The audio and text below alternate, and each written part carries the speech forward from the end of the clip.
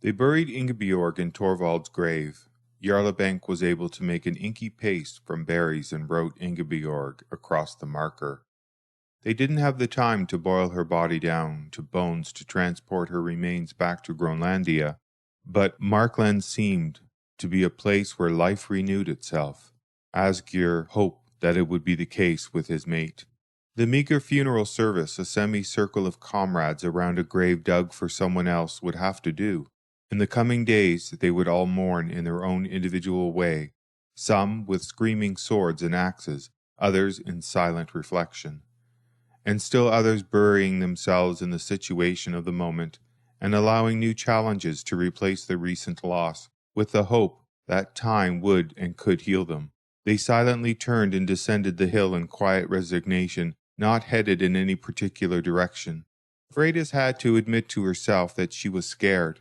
Gudrid was alone with a man whom she knew was capable of anything. When they were together, she had often questioned his honesty, until the final straw at Markland. She didn't want to think of what he, in his anger, was capable of doing now. "Freydis, we can't leave Gudrid in the hands of Ari," Snorri said. I know. Even at the best of times, she had a difficult time keeping her emotions under some semblance of control. Now she was in a far-off land. They were at the mercy of the approaching red moon, and her sister had been kidnapped. In this last, she felt that she not only failed Gudrid and Thorfinn, but the unborn child as well. The worst part about it was that she didn't know what to do. She looked at Ásgeirr. He appeared physically ill, and he walked silently with head bowed, avoiding everyone's eye. He had lost one of his oldest and greatest friends. The loss of Ingibjörg was a blow to the whole group as well. If they were going to survive in this new world, they needed more people like Ingibjörg.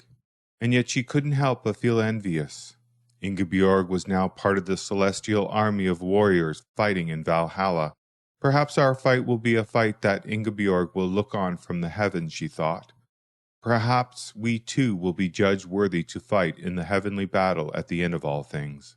Tostig had also noticed Ásgeirr's somber demeanor. He matched his pace to that of the younger man and said after a moment, "The death of a friend is a hard thing to deal with, especially when you're not given the time to properly grieve." Ásgeirr looked at him with a blank stare, his eyes as inhuman and lifeless as two holes in a fleshy shell. Tostig had to look away. "In a quiet moment make time to grieve," Tostig urged. "My grieving will be with a sword," Ásgeirr growled, swinging at the neck of Ari. "I do not care for my life any more." A native appeared ahead of them. They all stopped in their tracks. Ásgeirr unsheathed his sword, ready to strike, but Tostig grabbed his wrist. "What are you doing?" Ásgeirr yelled. "Allow him to speak," Tostig said.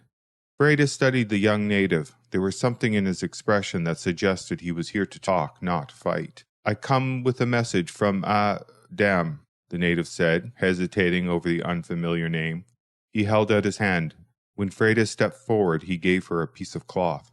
She unfolded the cloth. On it was drawn a map. The others crowded around her. "This is the map we seek," Tostig yelled in excitement. Freydis looked at the native. He gazed nervously at the unfamiliar faces staring back at him. She was relieved that Adam was still on their side. "Wait," Freydis yelled as the native cautiously backed away. "Can you tell us about our friend, Adam? Is he all right?" "Who are you, and where are your people?" Snorri interjected. Without another word, the native disappeared among the trees. Instinctively, Freydis scanned the forest for signs of watchers. She felt uneasy in a frightfully uncontrolled sense, as if she was powerless to do anything. She only knew how to fight, and she couldn't do that. Tostig was examining the map. He handled it as if it were the gold in the meiðmarhellir. Freydis turned back to the group still gathered around him.